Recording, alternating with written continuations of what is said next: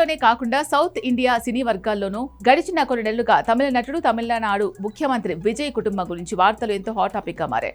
ఒకవైపు విజయ్ రాజకీయ అధికారం, ఇంకోవైపు ఆయన వ్యక్తిగత జీవితంపై రకరకాల ఊహాగానాలు, ఆయన భార్య సంగీత విడాకుల నోటీసులు, విజయ్ త్రిషల సంబంధం గురించిన ప్రచారాలు వార్తలు నిలిచాయి. ఈ వివాదాల నడుమ విజయ్ కుమారుడు జేసన్ సంజయ్ కుమార్తె తీవ్ర మనోవేదనకు గురయ్యారు అనే వార్తలు కూడా వినిపించాయి.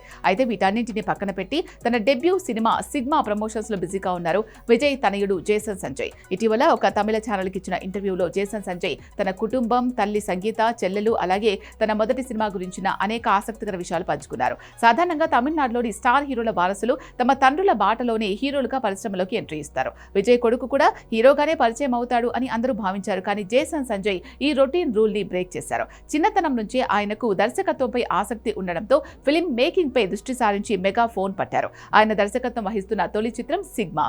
సందీప్ కిషన్ హీరోగా నటిస్తున్న ఈ చిత్రంలో ఫారియా అబ్దుల్లా హీరోయిన్ గా నటిస్తోంది. ఈ సినిమా వాస్తవానికి జూలై 31న తెలుగు, తమిళ భాషలో విడుదల కావాల్సి ఉంది. కానీ కొన్ని అనివార్య కారణాల వల్ల వాయిదా పడగా ఆగస్టులో విడుదలయ్యే అవకాశాలు కనిపిస్తున్నాయి. ఇంటర్వ్యూలో జేసన్ సంజయ్ తన చెల్లెలి గురించి ఎంతో భావోద్వేగంగా మాట్లాడారు. మా కుటుంబంలో నాకు బాగా ఇష్టమైన వ్యక్తి నా చెల్లెలు. ప్రతిరోజు మేమిద్దరం మాట్లాడుకుంటాం. ఒకే ఇంట్లో కలిసి ఉండడం మానేసినప్పటి నుంచి ఇద్దరం మరింత దగ్గరయ్యాం. ఉన్నత చదువుల కోసం ఇంటికి దూరమైన తర్వాతే మా మధ్య బంధం బలపడింది. నేను ఫిల్మ్ మేకింగ్ చదవడానికి లండన్కు వెళ్ళినప్పటి నుంచి ప్రతిరోజు చెల్లెలతో వీడియో కాల్ మాట్లాడుతూ ఉండేవాడి.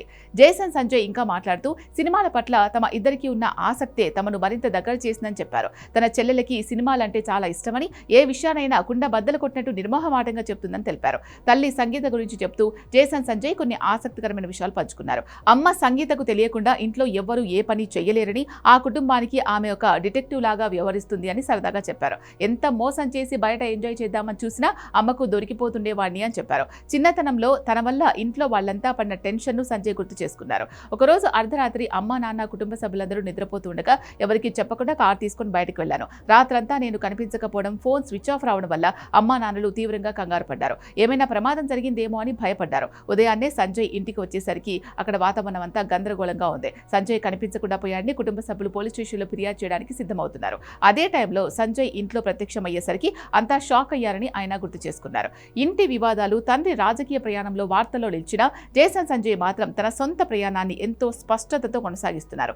తన సినీ డెబ్యూ సిగ్మాపైనే దృష్టి సారిస్తూ కుటుంబంతో ఉన్న బంధాన్ని ఈ ఇంటర్వ్యూ ద్వారా బహిర్గతం చేయడం ప్రస్తుతం తమిళ చిత్ర పరిశ్రమలో పెద్ద హాట్ టాపిక్ గా మారింది.